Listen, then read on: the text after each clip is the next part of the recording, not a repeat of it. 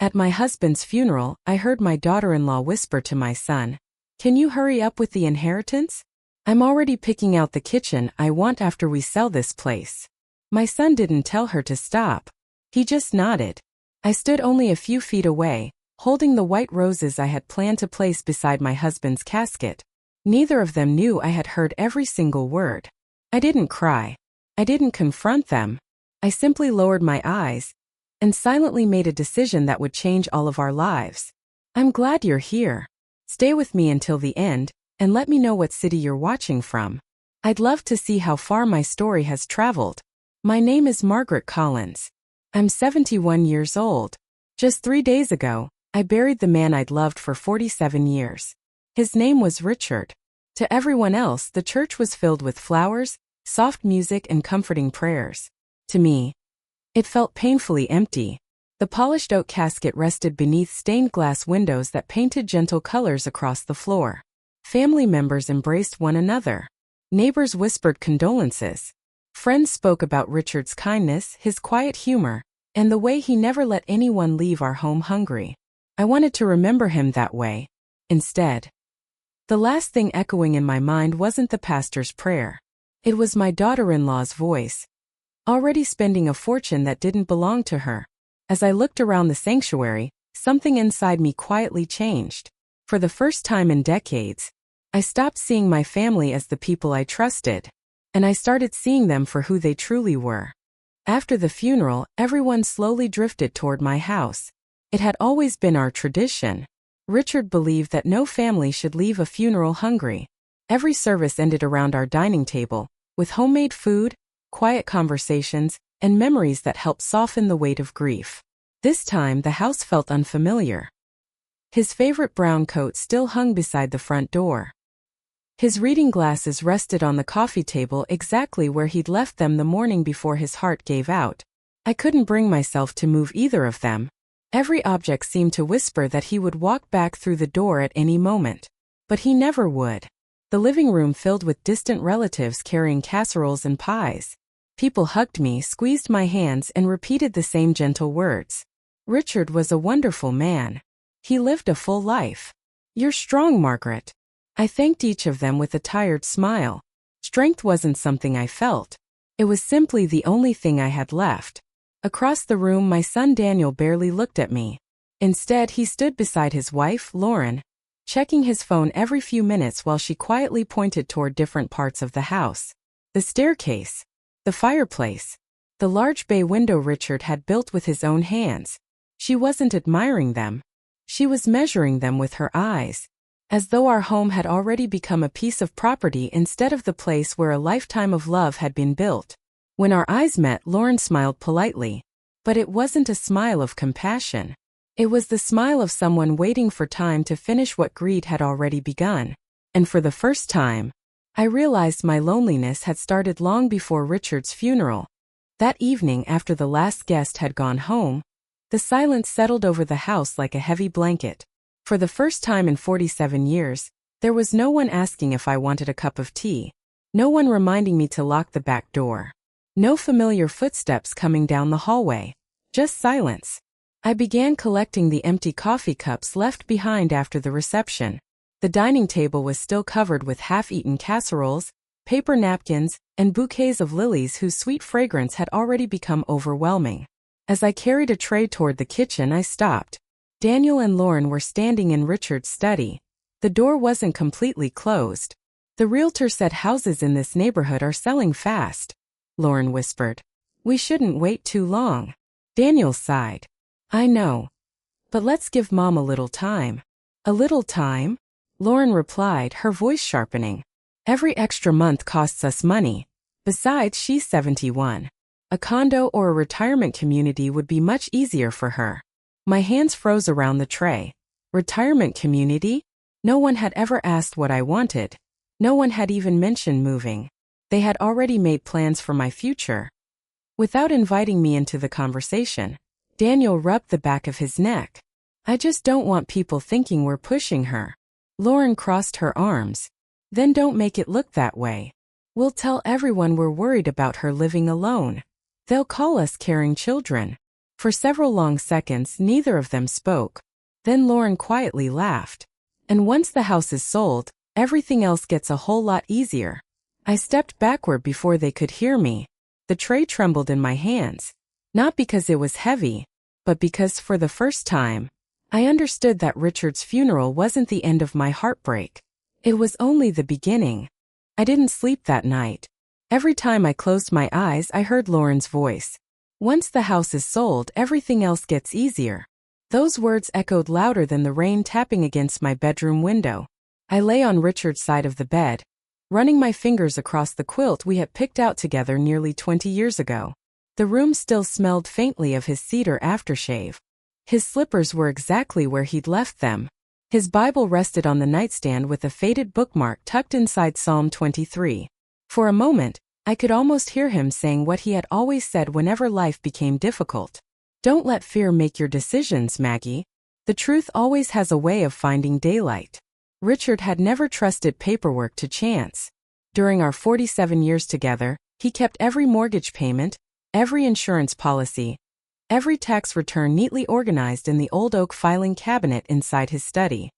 He used to joke that if anything ever happened to him, I'd know exactly where to find every answer. Back then I laughed. Now those words carried a different weight. The next morning, before Daniel and Lauren came downstairs, I quietly walked into Richard's study. Sunlight streamed through the window, illuminating tiny particles of dust floating through the air. His leather chair remained slightly pushed back, as if he had only stepped away for a moment. I rested my hand on its worn armrest and whispered, "I miss you." Then I opened the filing cabinet. Every folder was perfectly labeled in Richard's careful handwriting. Taxes, property, insurance, bank accounts, estate planning. As I reached for the last folder, something unexpected caught my attention. A small ivory envelope. Across the front, in Richard's unmistakable handwriting, were 6 simple words. For Margaret.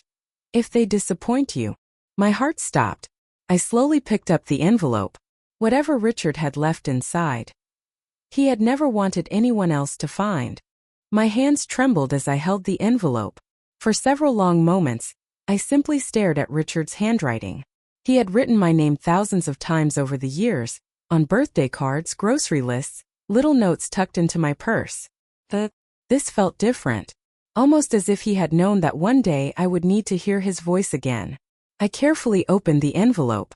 Inside was a handwritten letter, folded twice, along with a small brass key. The first line brought tears to my eyes. My dearest Maggie, if you're reading this, it means I'm no longer beside you. And someone has already shown you who they truly are. I sat down in his leather chair, my heart pounding. Richard's words were as calm as they had always been. Please don't let grief make you doubt yourself. If anyone pressures you to sell our home, asks you to rush my estate, or tries to convince you that this house no longer belongs to you, stop listening to them. I swallowed hard. It was as if he had overheard Lauren's whisper at the funeral. Then I reached the next paragraph. The key enclosed with this letter opens the safety deposit box at First National Bank. Everything you need is inside. Do not tell anyone about it until you have spoken with Mr. Charles Bennett. The name was familiar. Charles had been Richard's attorney and closest friend for more than 30 years. Richard continued, "There are truths I prayed our family would never force you to uncover. But if they choose greed over love, promise me you'll protect yourself before you protect anyone else." A tear rolled down my cheek, not because I felt helpless, but because even after his death, Richard was still trying to protect me. For the first time since the funeral, I wasn't thinking about what I had lost. I was thinking about what my husband had quietly prepared. Long before anyone else realized I would need it. I folded Richard's letter carefully and slipped it back into the envelope. Then I wiped my eyes before anyone could see that I had been crying. A few moments later, I heard footsteps in the hallway. "Mom," Daniel called. "Are you in Dad's office?" I took one last look at the filing cabinet before closing it. "Just organizing a few papers," I answered calmly. When I stepped into the hallway, Lauren was already waiting beside him. She smiled, but it never reached her eyes. "I was thinking," she said sweetly, "maybe we should start sorting through Richard's things together. It might make things easier for you." Easier. That word again. I had learned overnight that sometimes the kindest words hide the cruelest intentions. I appreciate the offer, I replied, forcing a gentle smile. But I'm not ready. Lauren tilted her head. Richard wouldn't want you holding on to the past. For the first time, I looked directly into her eyes. No, I answered quietly. He wouldn't want anyone rushing the future either. For just a second, the smile disappeared from her face. Daniel cleared his throat. Mom, Lauren and I were also thinking that maybe we could meet with the estate attorney this week. Just to get everything moving. Everything moving. As if Richard's entire life could be reduced to paperwork and signatures. I remembered every word in the letter. Don't let anyone rush my estate. I smiled calmly. Actually, I said, Richard already made arrangements before he passed. Both of them froze. What arrangements? Lauren asked a little too quickly. I shrugged. I'm not sure yet. But I'll find out soon. Neither of them spoke. I could almost see the questions racing through their minds. That afternoon, after they left to run errands, I quietly picked up my purse. Inside was Richard's letter. And the small brass key. I locked the front door behind me. Then I got into my car. And drove toward First National Bank. For the first time since losing Richard, I wasn't following someone else's plan. I was following his. The parking lot at First National Bank looked exactly as it had for years. Richard and I had come here countless times together. Back then it was just another stop in our weekly routine. Today it felt like I was walking toward a truth my husband had spent years protecting.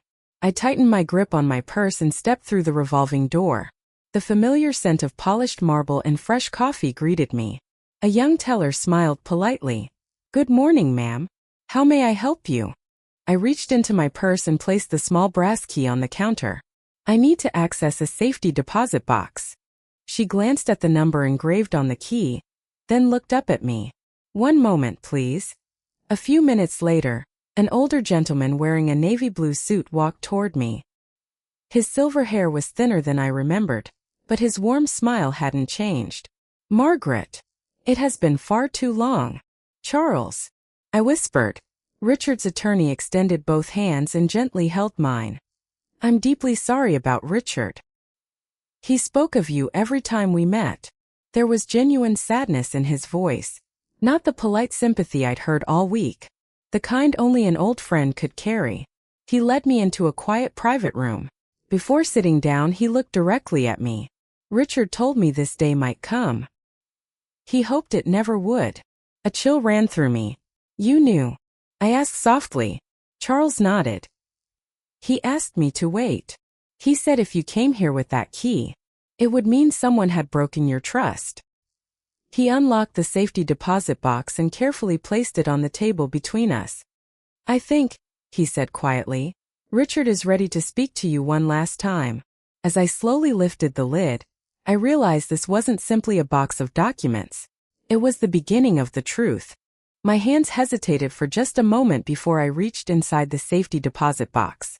There was no jewelry, no stacks of cash, no hidden fortune. Instead, everything inside had been arranged with the same quiet precision that had defined Richard's entire life. A thick leather folder, several sealed envelopes, a USB flash drive, and another handwritten letter with only 3 words on the front. Read this first. Charles nodded silently. I've never opened any of it, he said. Richard made me promise it would remain untouched until you were sitting in this room. I slowly unfolded the letter. My Maggie, it began. If you're here, then my instincts were right. Please don't be frightened by what you're about to discover. I didn't create these documents because I stopped believing in our family. I created them because I understood that grief can change people, and greed can reveal who they have always been. A tear slipped onto the paper. I brushed it away and kept reading.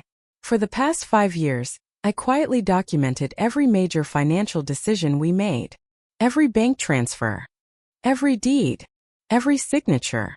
Everything has been witnessed, notarized, and legally protected. I looked up at Charles. What exactly is all this? He opened the leather folder. Inside were neatly organized legal documents, property records, investment statements, trust agreements, Every page carried Richard's signature. Charles adjusted his glasses before speaking. Margaret. Richard transferred nearly every major asset into a protected family trust almost 3 years ago. I stared at him in disbelief. What? He nodded calmly. The house. The investment accounts. The lake cabin. They're no longer part of a simple inheritance. They cannot be sold without the trustee's approval. I felt my heart pounding. Who's the trustee? Charles smiled for the first time. You are. For several seconds I couldn't speak. Lauren thought she was waiting for an inheritance. Daniel believed he only needed my signature. Neither of them knew. There was nothing they could legally take from me. Richard hadn't left me unprotected. He had left me in control. I sat in silence, staring at the documents spread across the polished table. For days I had believed I was becoming a helpless widow. A woman everyone pitied. A woman everyone expected to surrender. Instead, Richard had quietly placed the future in my hands. Charles reached for one final envelope that had remained unopened. This, he said softly, is the one Richard told me to give you only after you understood everything else. I carefully broke the seal. Inside was a single sheet of paper. At the top, in Richard's familiar handwriting, were the words, "If they ask you to sell the house."